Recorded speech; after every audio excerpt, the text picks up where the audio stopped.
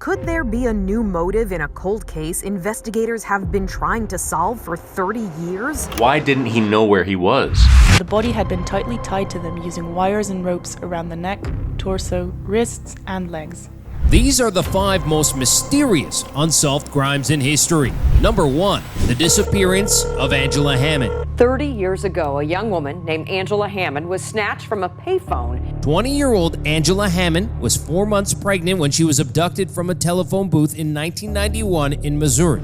She was on the phone to her boyfriend when she was abducted, telling him just moments before how a bearded man was watching her, making her feel uncomfortable. Sensing that something was wrong, Angela began describing the man to Robert, telling him that the truck was a beat-up green pickup and that the driver was scruffy and unkempt with glasses and long hair. For a while, it seemed that the strange man was going about his business just like Angela. It pulled over and she screamed. That's her last trace. In May of 2021, a shocking new development came to light that blew the entire case open. The Clinton Police Department released an unseen ransom note that was given to them by an informant. The note was dated April 4th, 1991, the day that Angela went missing.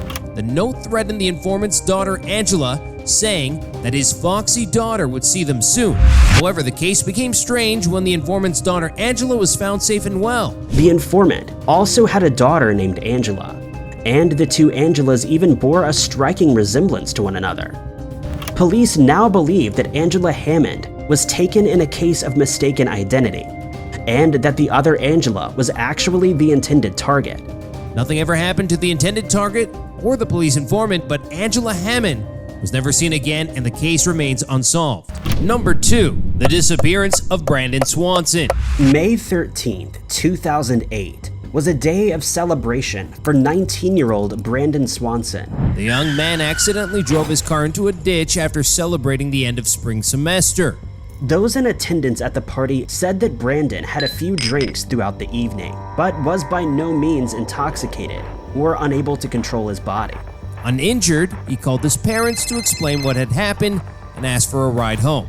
Annette and Brian Swanson hit the road, and Brian stayed on the phone with his son as they drove.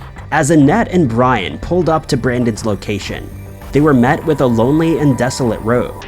Brandon told his mother that he could see the lights of Lind, and said that he was going to walk towards him and that it would be easier for the three to meet there. Brandon continued to chat to his parents as they drove around looking for him. Why didn't he know where he was? If he left the party in Canby, he'd have no reason to drive anywhere near Lind. From Canby, he'd have to go entirely out of his way down a different highway, then take several back roads to get between Lind and Marshall. Suddenly, he was heard saying, "Oh, and hung up. The call ended abruptly, so Brian called him back, but Brandon never answered again. Hours went by, more than enough time for Brandon to surface somewhere, but he never showed up at the parking lot where he had originally told his dad to meet him. According to his cell phone records, Brandon was nowhere near where he thought he was. If you take the M68 from Canby to Marshall, you pass through Porter. That leaves the question, why did Brandon think he was in Lind, some 27 miles away? Brandon left the party in Canby shortly after midnight. Assuming he got in his car and drove off right away, he'd reach the area where his car was found outside a town called Taunton 15 minutes later. Why did it take him over an hour to drive 13 miles from Canby to Taunton? 15 years later, no sign of Brandon was ever found. Some believe that he may have fallen into the Yellow Medicine River, while others believe something much more sinister occurred. Number 3, Rackman. In August 1994 in New South Wales, Australia, fisherman Mark Peterson thought he'd hooked his best catch of the year. Unfortunately, the total opposite was true. As he pulled the net onto the boat, he realized it wasn't a bountiful haul of fish, but a large steel crucifix with plastic bags concealing something. As I pulled it in, I saw there were plastic bags tied to it, and then I saw a bone stick out one of the bags. He found that the plastic bags contained human remains, with parts of the remains being skeletonized. The body was so badly decomposed that the fingerprints had disappeared, making it impossible to identify. Coroners ruled that the cause of death had been blunt force head injuries that had occurred about 2 years before the body was found. The victim had been tied to the rack in a kind of crucifixion-inspired murder, and then dumped in the Hawkesbury River somewhere near Sydney. In absence of his true identity, the New South Wales police took to calling him the Rackman. The police released facial reconstruction portraits, hoping somebody would find a resemblance to a missing loved one, a friend, or a neighbor. For 25 years, no one was able to identify the body, let alone the killer. Finally, in 2018, the body was identified as 37-year-old Sydney local Max Tankevsky. After obtaining a DNA sample from Max's relatives, they found that the Rackman found in '94 was indeed missing Max Tankevsky. At the time of his disappearance, Max was in a deep gambling addiction, and it was believed that Max's gambling debts finally caught up to him. However, no evidence suggesting that Max was involved with any form of crime had been uncovered, and no suspects have emerged since he was identified 5 years ago. Number 4. The murder of Ricky McCormick. The body of 41-year-old Ricky McCormick was found partially decomposed in a cornfield in Missouri in June 1999. The troubled man had a turbulent life. He had dropped out of high school as a teen and had a criminal record relating to statutory rape. He also suffered from chronic heart and lung problems and could barely read or write. It's totally unknown why Ricky was there at the time he was killed. Ricky did not own a car, and the area wasn't serviced by public transport. What makes the case so mysterious are the 2 notes that were found in McCormick's pockets. What the police hadn't revealed to the public about Ricky's case was that upon searching his pockets, they'd found 2 handwritten cryptic notes filled with a bizarre string of letters and numbers.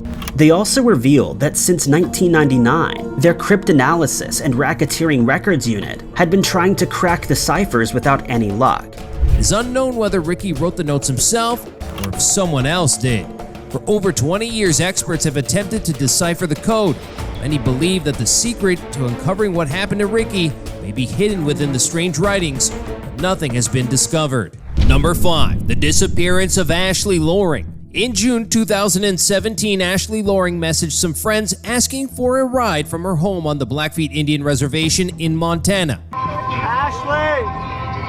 Hillary! Joel! Keep your eyes on the road! Someone picked her up and a video was later posted of her partying with friends on social media somewhere on the reservation. She texted her sister while at the party saying that she was okay and all seemed well. However, this was the last time that Ashley was ever seen. After the party, nobody saw or heard from Ashley again. And when the father was hospitalized and Ashley hadn't called or shown up, the heavy runners knew that something was very wrong. Her sister arrived home from vacation a few days later. She tried to get a hold of Ashley, but no one had any idea where she was. The Blackfeet law enforcement then decided it was finally time to launch a search for Ashley. As days turned into weeks, local members of the community began conducting searches as police had no leads to the 20-year-old's disappearance. When she disappeared, Ashley had plans to move in with her sister and start a new life in Missoula, a nearby university town. In the 6 years that have passed since she was last seen, no leads have been found, no suspects have been arrested. These 5 mysterious cases remain unsolved to this day. If you have any information relating to one of them, please contact authorities.